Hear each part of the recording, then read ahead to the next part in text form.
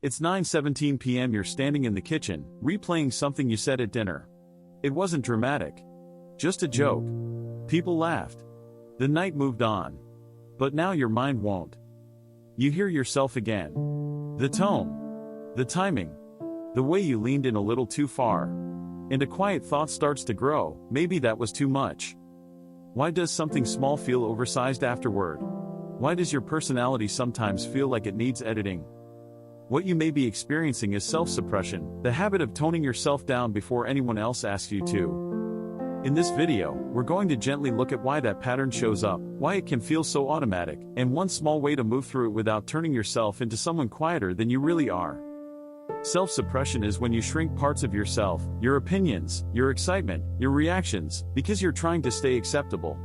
It's not that you don't know who you are. It's that you're constantly adjusting the volume. One common reason is growing up in spaces where being expressive brought friction. It might not have been loud or harsh. It could have been subtle comments, "You're a bit much. Calm down. Why are you so sensitive?" Even small reactions can teach your mind that enthusiasm or strong feelings create tension. Over time, your system learns that being smaller feels safer. So as an adult, you scan rooms before you speak. You soften your tone. You edit stories halfway through telling them. The habit stays, even when the room is no longer the same. Sometimes, it comes from being the responsible one early on. If you were the steady one in your family or friend group, you may have learned to hold things together. That can mean swallowing your reactions so things don't escalate. It can mean prioritizing harmony over your own impulse to speak up. After a while, you get good at reading the room and adjusting yourself to match it. You become easy to be around. But being easy can quietly turn into being invisible. Over time, another layer shows up when you've been misunderstood in the past. Maybe you shared something vulnerable and someone brushed it off. Maybe you were excited about an idea and someone rolled their eyes. Those moments don't disappear.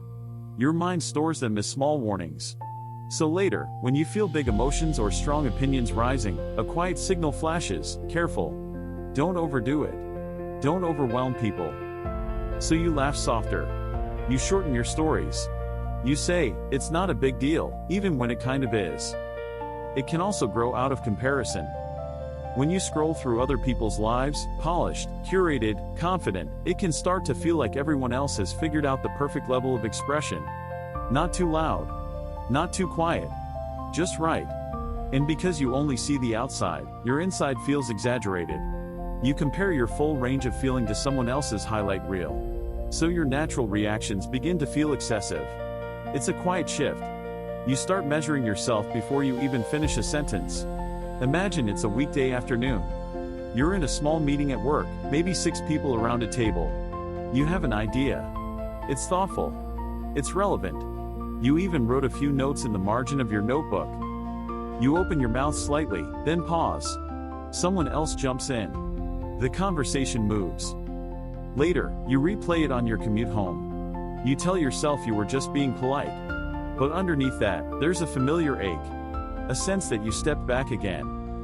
You think about how you tend to do this. In group chats. At family dinners. On dates. You let other people set the tone, and you adjust to it. If you've been there, you're not strange. You might know someone who lives like this. This is what self-suppression can look like in everyday life. It doesn't shout. It blends in.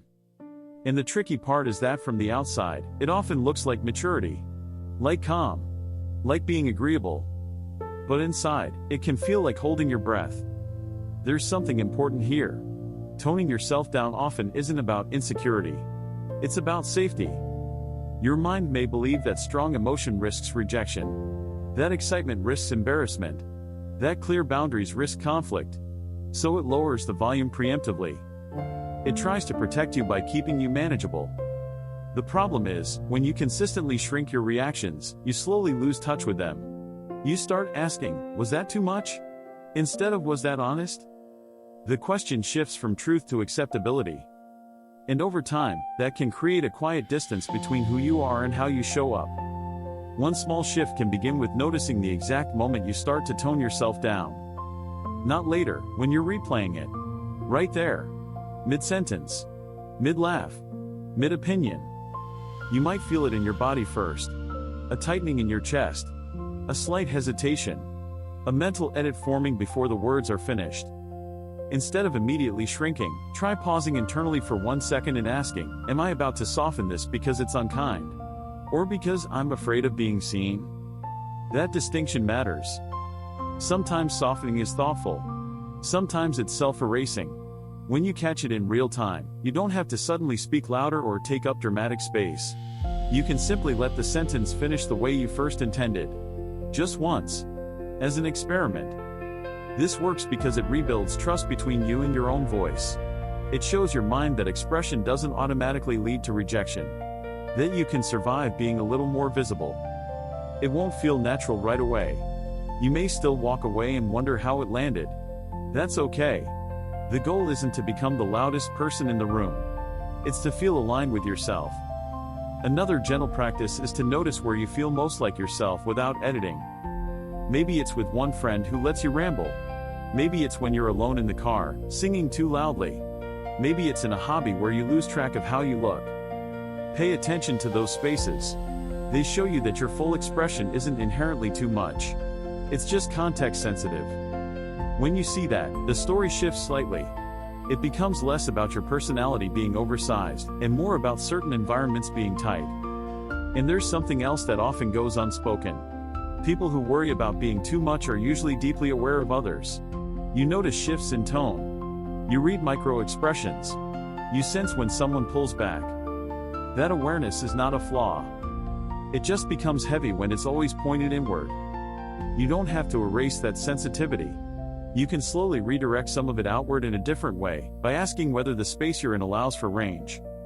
Not every room deserves your quietest version. Some rooms are wide enough for your full laugh, your strong opinions, your messy excitement. This is for people who feel like they come with a volume warning label. For people who replay their own enthusiasm and wonder if they crossed a line no one else even saw. Feeling like you're too much doesn't automatically mean you are. It may mean you learn to anticipate discomfort before it happens.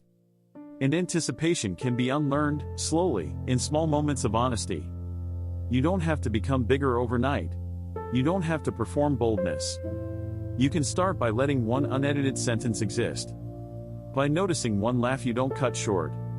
By staying in a story one beat longer than usual. Self-suppression is quiet. It doesn't look dramatic. But neither does reclaiming your voice. Sometimes it's just the difference between shrinking and staying. And if this feels familiar, you're not alone in it.